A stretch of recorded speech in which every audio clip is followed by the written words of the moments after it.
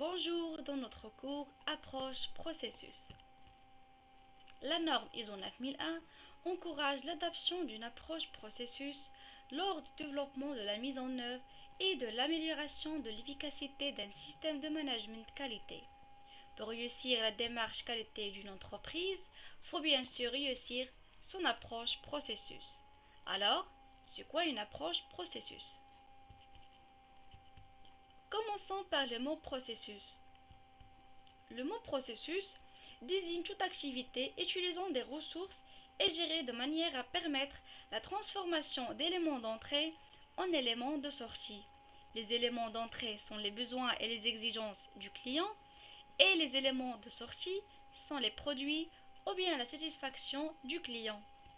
Attention, il ne faut pas confondre processus et procédé.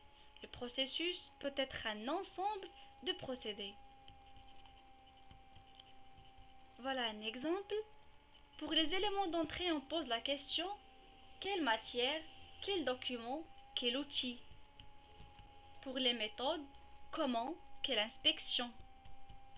Pour les indicateurs, quel est le niveau de la performance. Pour le personnel, qui, avec quelles compétences. Pour les ressources matérielles, avec quoi, quelle machine, quel équipement. Pour le processus, quelle activité. Et enfin, les éléments de sortie, quel produit ou bien quel service. Maintenant, c'est quoi une approche processus?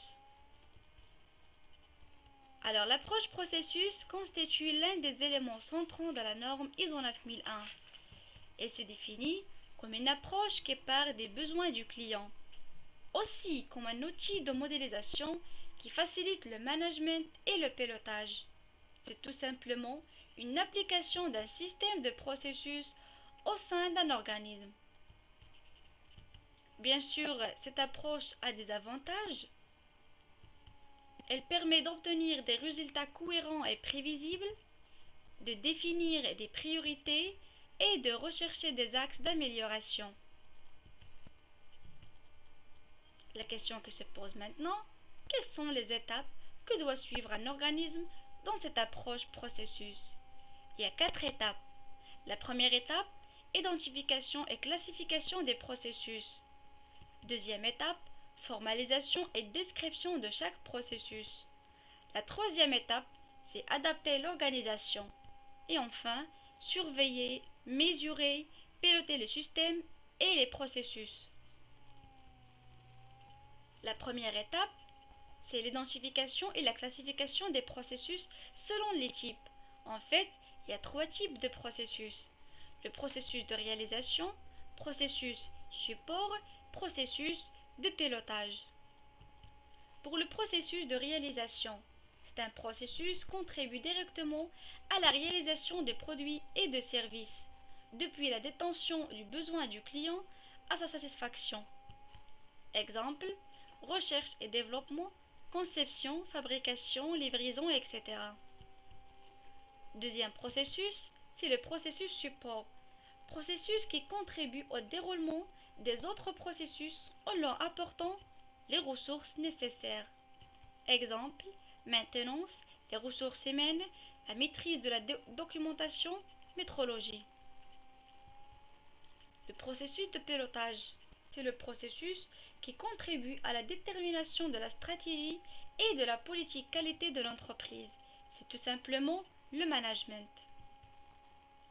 Une fois le processus identifié, il s'agit de le définir de manière synthétique à travers les 5 éléments suivants. Pour le nom, court et évocateur pour tout le monde. Une finalité, expression de la raison d'être du processus en utilisant des verbes d'action. Les activités principales, une liste des activités menées au sein de ce processus. Les données d'entrée sont les données prises en charge par le processus, ça veut dire la matière. Et enfin, les données de sortie sont les éléments restitués par le processus, soit produits ou services. La troisième étape, c'est adapter l'organisation à travers les 5 éléments suivants. Par les compétences définies à travers les fonctions acteurs du processus, Aussi les méthodes de travail mises en œuvre au sein de processus, c'est les procédures, les réunions de pilotage, les moyens mis en œuvre, matériel, machines, logiciels, etc. Aussi l'environnement de travail et enfin les indicateurs de surveillance et mesure des processus. Les trois précédentes étapes réalisées en quelques séances de travail avec la direction de l'entreprise en permet de mettre en place le cadre de référence de l'approche processus.